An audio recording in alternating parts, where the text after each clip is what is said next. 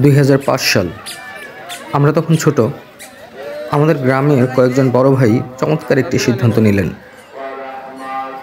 তারা সিদ্ধান্ত নিলেন যে রক্তক্ষয়ী সংঘর্ষের মাধ্যমে 30 লাখ শহীদের বিনিময়ে 2 লাখ মা বোনের সংগ্রামের বিনিময়ে যে স্বাধীনতা, যে বিজয়, সেই বিজয় দিবস আনুষ্ঠানিকভাবে উদযাপন করবেন। সিদ্ধান্ত মোতাবেক পরিকল্পনা করা হলো, একটা বিজয় র্যালি করা হলো। গ্রামের সর্বস্তরের লোকজনকে সাথে নিয়ে সেই র্যালি নেচে গেয়ে ব্যান্ড পার্টি বাজিয়ে র্যালি করা হলো।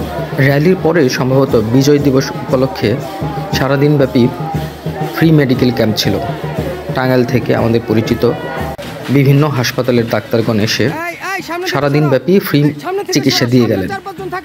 এরপরে বিকেলের শিফটে ছিল মহান মুক্তিযুদ্ধের নেতৃত্বদানকারী মুক্তিযোদ্ধাদের, অস্ত্র হাতে যারা রণাঙ্গনে যুদ্ধ করেছিলেন সেই বীর মুক্তিযোদ্ধাদের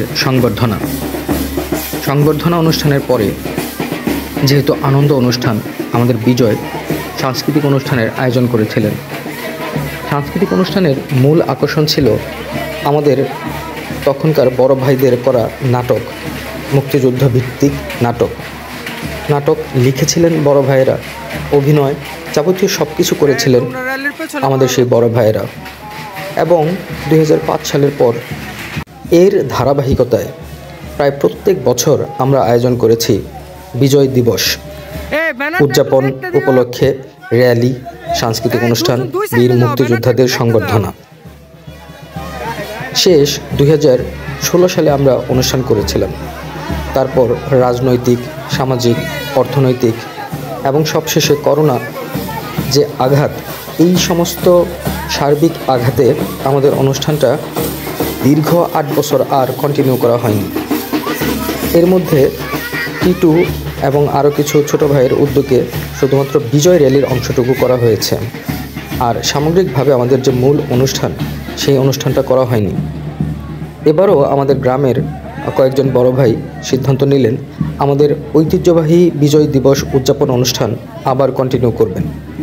তারই ধারাবাহিকতায় তারা অনুষ্ঠানের সামগ্রিক আয়োজনের জন্য ব্যবস্থা গ্রহণ করলেন। অনুষ্ঠানের প্ল্যানিং, সবাইকে দাওয়াত দেওয়া, মুক্তিযোদ্ধাদের দাওয়াত দেওয়া এবং ফান্ডিং সবই তারা করলেন। এখন যে র্যালিটা দেখতে পাচ্ছেন, এটা ছিল আমাদের এবারের বিজয় দিবস উদযাপনের প্রথম অংশ। র্যালির পরে আমরা মুক্তিযোদ্ধাদের সংবর্ধনা দিয়েছি, কৃতি ছাত্রদের সংবর্ধনা দিয়েছি এবং সাংস্কৃতিক অনুষ্ঠান করেছি। আমরা আশা করছি যে যেহেতু দীর্ঘ 8 বছর পরে আমরা এই অনুষ্ঠান আবার শুরু করেছি এবং এইটার ধারাবাহিকতা আমরা বজায় রাখব। আমরা আরও বড় পরিসরে এই অনুষ্ঠানটা করার আশা রাখি।